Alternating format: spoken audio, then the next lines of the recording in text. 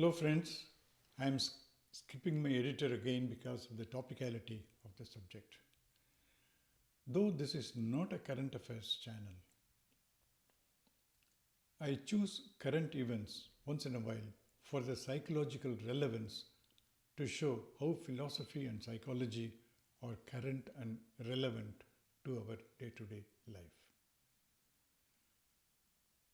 Please take your gods inside. I have been saying this in several of my videos. That makes no difference because I am a nobody. Now, a judge of the Madras High Court has said this in the context of Ganesh processions. He has said Ganesh did not ask for it. Some time ago, actor Akshay Kumar said, "Don't waste milk on Abhisheka for deities.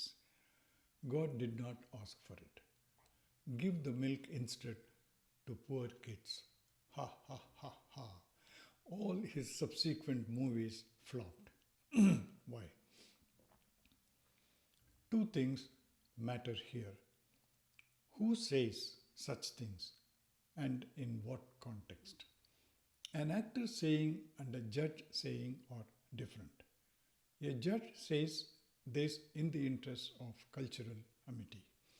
When an actor says, that means he wants the masses to be awake for religious excesses but asleep for his absurd movies.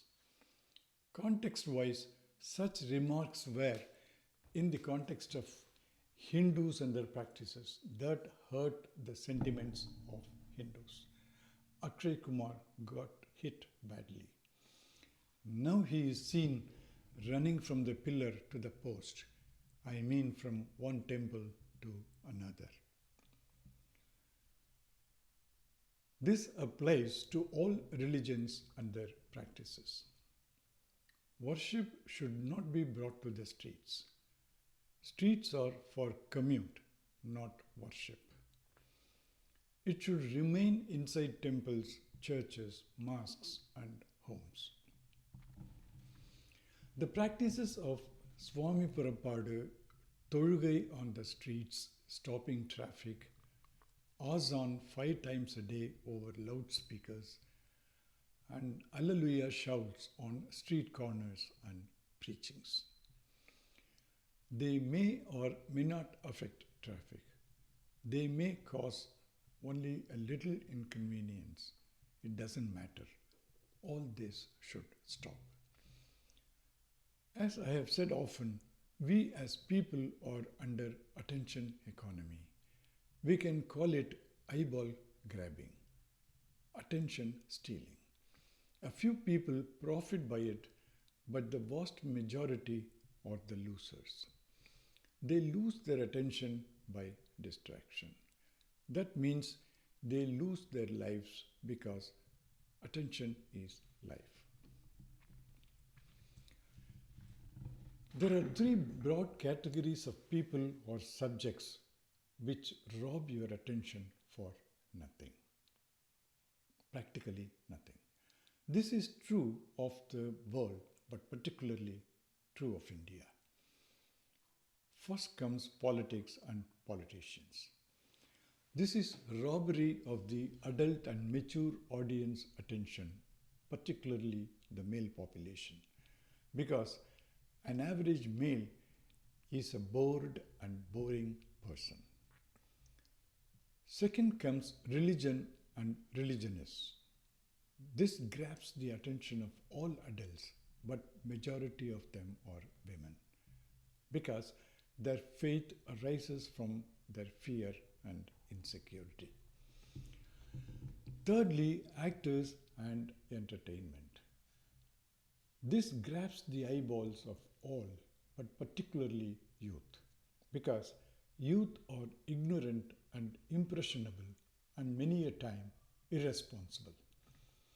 You can see how society and culture have designed these 3 major webs to keep you chained. We will see how this further goes intricately twisted. Politics comes in the shape of different parties and leaders. The clashes between the parties and personalities.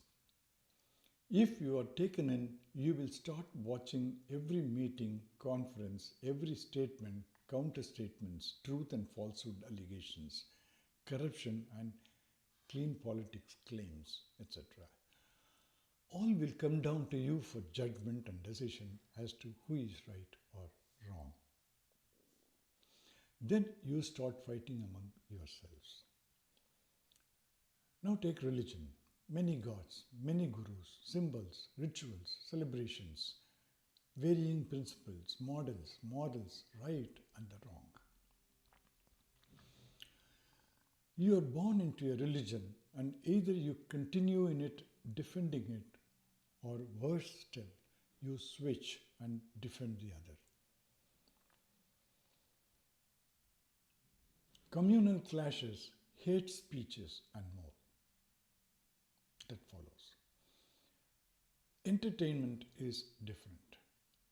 All forms of entertainment, be it movie, music, or dance, comedy, or trivial pranks, they all have one aim: to take your attention and through it take your money.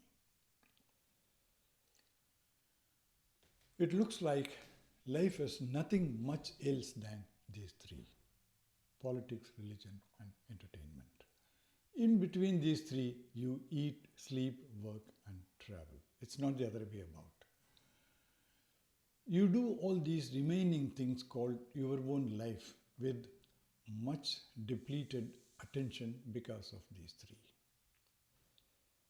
You hurry through your breakfast to catch the train or eat absent-mindedly your dinner watching football or a cricket match. You disrupt work every now and then to browse social media. You stand on the treadmill at the gym checking mail and messages. Because your most valuable asset called attention has been robbed by the politician, guru, and the actor for free or at a cost to yourself. You don't relate properly to others around you, to life and events around you. You don't respond appropriately to things which demand your attention. This is what you call your life. Actually, I will call it a quarter of a life. I will explain. Human life consists of two parts seamlessly integrated, one outer and the other inner. Since we know nothing about the inner life, which consists of thoughts, feelings, perceptions, mind, self, consciousness, and subconscious influences, etc., we lose 50% of our life just like that because we don't know it. The remaining 50% of the outer life is reduced by half because of lack of attention. We just skim through life hurriedly, thinking one day we will retire and start living fully. That day never arrives. The net result is you live 25% of your full life.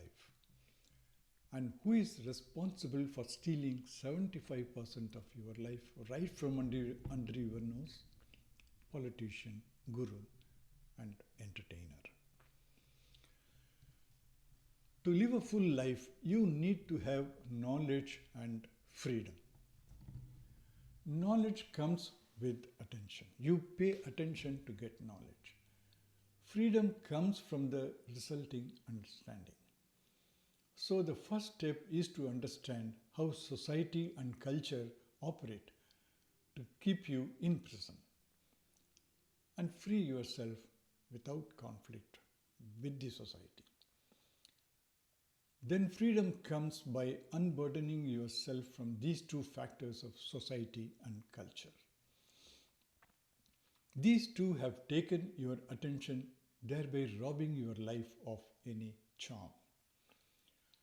You live a boring and monotonous life, running more and more towards the three creations of the society: politics, religion, and entertainment. How to identify such harmful elements to your attention span and avoid it? They are the most popular and famous. They become famous because you pay them attention like EMI throughout yours or their lives. Can't think of such famous names? Well, I can help you.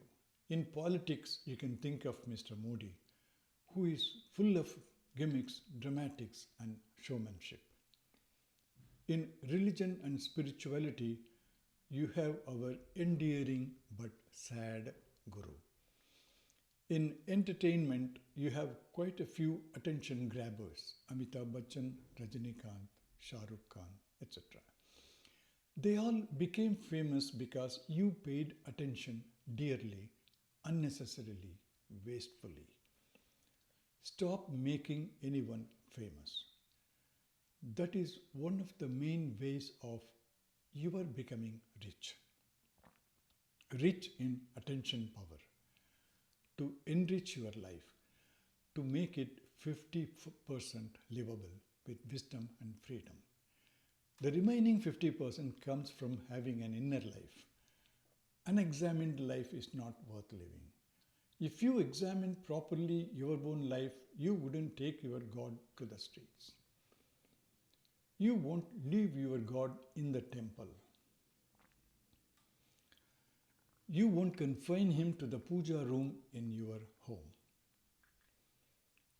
You will take him into your mind and heart. When you live in freedom, your God will live in your heart. That life is called the real life. Thank you.